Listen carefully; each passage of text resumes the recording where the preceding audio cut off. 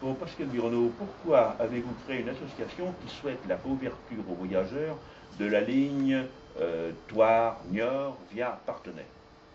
Alors en fait, l'association est née il y a 4 ans de cela, où en fait on s'est aperçu avec un groupe d'amis qu'une voie ferroviaire d'un état plutôt bon existait entre les deux villes extrêmes du département, qui étaient Thouars et Niort.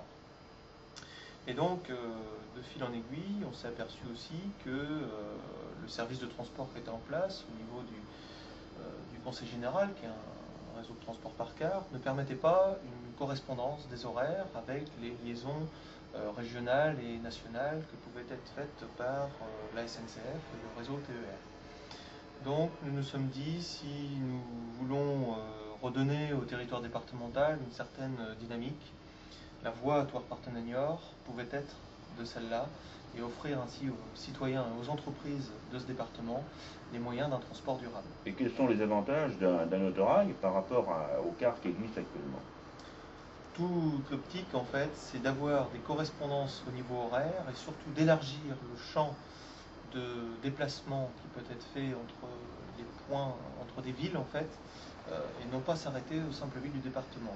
On s'est trop longtemps attardé à regarder les modes de déplacement par car au niveau de Sévriot, de Sévrien, alors qu'en fait, de plus en plus, les distances parcourues par les citoyens sont plus longues, plus rallongées, aussi bien pour des besoins professionnels que des besoins touristiques, que d'autres besoins de se déplacer d'une manière générale, et que des liaisons vers Saumur ou Angers par rapport au Maine-et-Loire, ou aussi bien vers La Rochelle et Saintes pour la Charente-Maritime, étaient nécessairement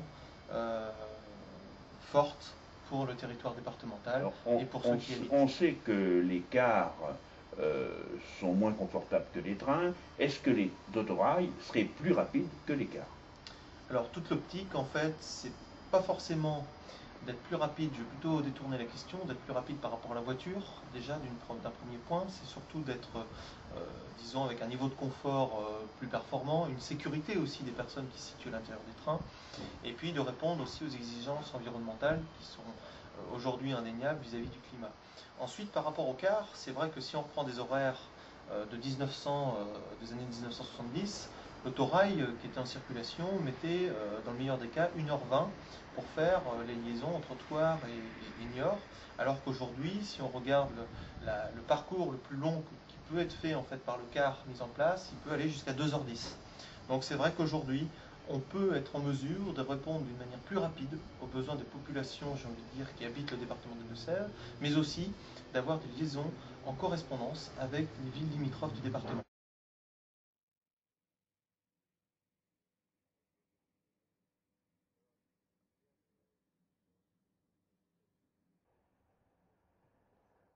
Votre association est maintenant créée depuis 4 ans. Quels résultats et quelles actions avez-vous menées pour obtenir ces résultats?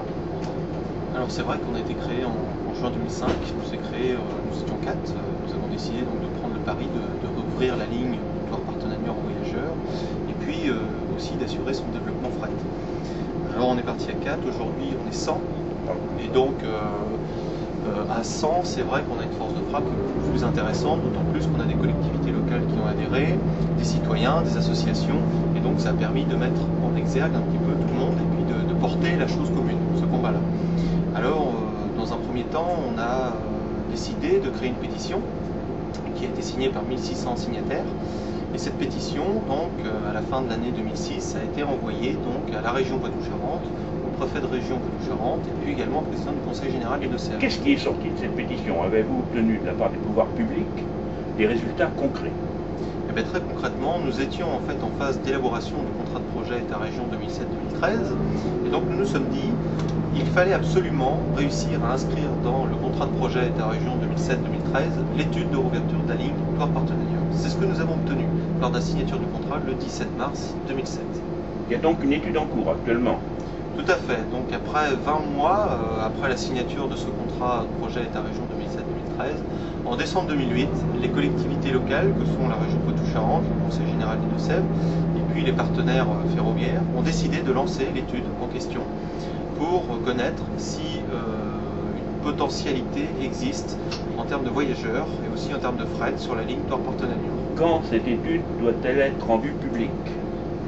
Alors, depuis le lancement de l'étude, plusieurs points ont été faits, plusieurs avancées ont été obtenues. Un bureau d'études a été chargé de mettre en œuvre le bienfait de cette étude. Et maintenant, nous avons des éléments. Nous savons que le coût de régénération de la voie, après 25 ans de sous-investissement, il faut le dire, est de 80 millions d'euros. Également, on sait très bien que la facilité de remise en état de la voie est très forte, puisque la voie a été d'eau jusqu'en 1950.